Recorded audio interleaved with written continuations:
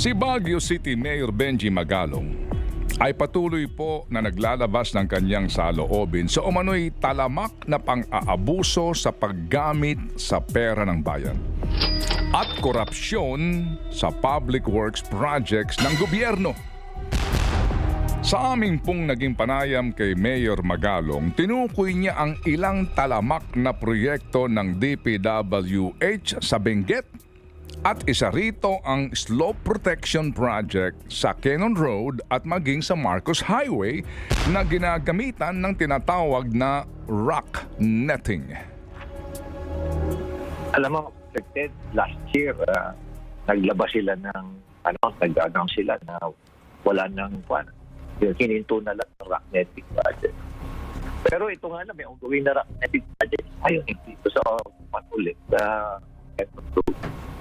Pero ano naman, isipin mo yung bawat square meters niyan is nasa nasa detailed unit price analysis yan, nasa contract.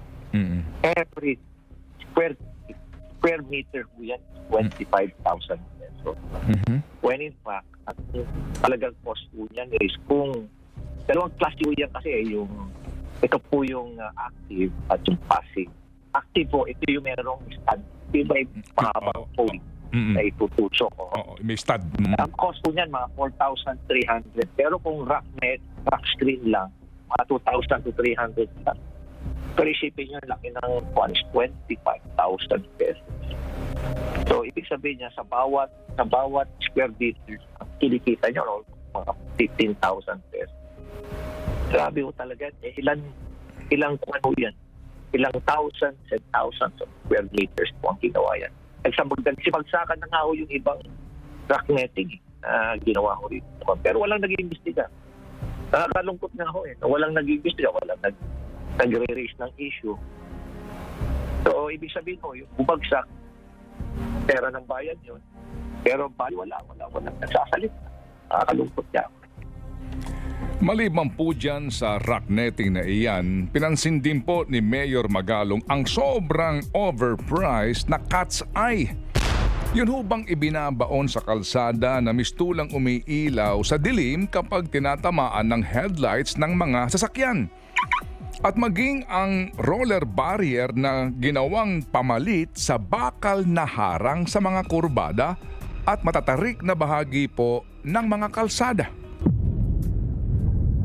Alam niyo ba yung kung magkano isang piraso niya? Magkano? 11,720 yung cat's eye? pesos yung bawat piraso niya.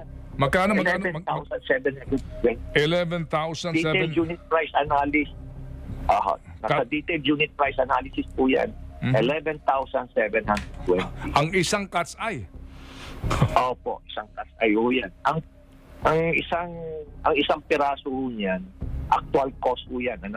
Kami po na humingi po ng quotation ho sa legitimate supplier din ho ng DPW.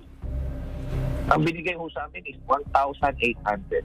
Wow. 1,350 na yung per piece plus 200 na installation plus 246 pesos na tax. That's about 1,800.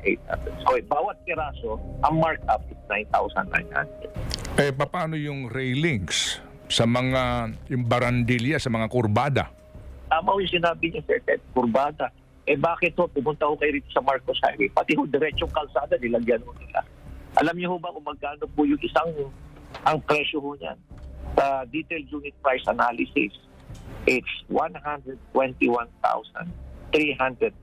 pesos per meter. Per meter? Per meter po yan. Per meter po yan. So, kumontak po kami sa isang Chinese supplier at nag-research din po kami sa internet. Alam niyo ba kung magkano presyo niyan? $255 per meter. O sabihin na lang ho natin, para mas madali ho yung computation, $300 na lang. Tapos freight and tax at na. Sabihin na lang natin, 20,000 pesos. So isipin nyo, per square meter 100,000. Per square meter, 100,000. Yan po ang tinig ni Baguio City Mayor Benji Magalong. Ang